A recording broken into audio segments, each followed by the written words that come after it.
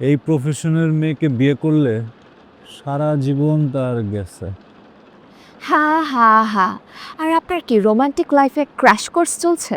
দোস্ত, কিরে তোর একটা সারপ্রাইজ দিব। এই দেখ তো এটাকে। কাল লাগেনি কি হয়েছে? একদম গলাটি পা মেরা ফেলা দোস্ত, গলাটি পা মেরা ফেলা, যা হইব আমি বুঝবো। ওনার মতো এক্সপার্ট নাকি এখন পর্যন্ত বর্ণই হয় নাই।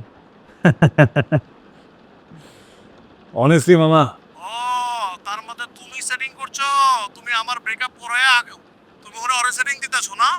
আরে মামা বইলো না, মিলে গেছে হোটেলে।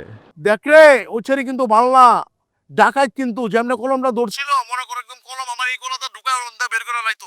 অনেস্টলি মামা, এই প্রফেশনের মেয়েকে বিয়ে করলে সারা জীবন তার গেছে। হ্যাঁ হ্যাঁ হ্যাঁ, আর আপনার কি রোমান্টিক লাইফে ক্র্যাশ কোর্স চলছে? তাহলে তুই এই সেটিং করছিলি না? সত্যিটা বললে গায়ে লাগে। দোস্ত, নেটওয়ার্কের সমস্যা। ফোন রাখবি না, ফোন রাখবি না, কি করবি? দেখছস কত বড় সেটিং বাজ। ট্রাস্ট মি, আপনি দেখি অন্তর জানেন, সব জানেন। বাবা রে বাবা। আচ্ছা, একটা কথা বলেন তো আমাকে, এই যে মানুষের সুইট সুইট মোমেন্ট রিলেশনশিপ, আপনি যে এই যে ড্রামাবাজি করে যে ব্রেকআপ করান, আপনার কষ্ট লাগে না? ড্রামা? হ্যাঁ। এগুলোকে আপনার ড্রামা বলে মনে হয়? ভুল ধারণা। এগুলোকে বলে ক্লায়েন্ট স্যাটিসফ্যাকশন। এতে ক্লায়েন্ট হ্যাপি হয়, সেফ ফিল করে।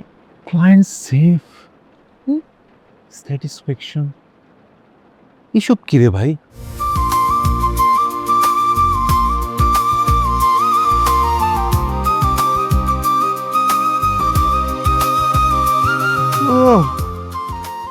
এই, আমার ঘুম আসছে, কে কোথায় ঘুমাবে ডিসিশন নেন।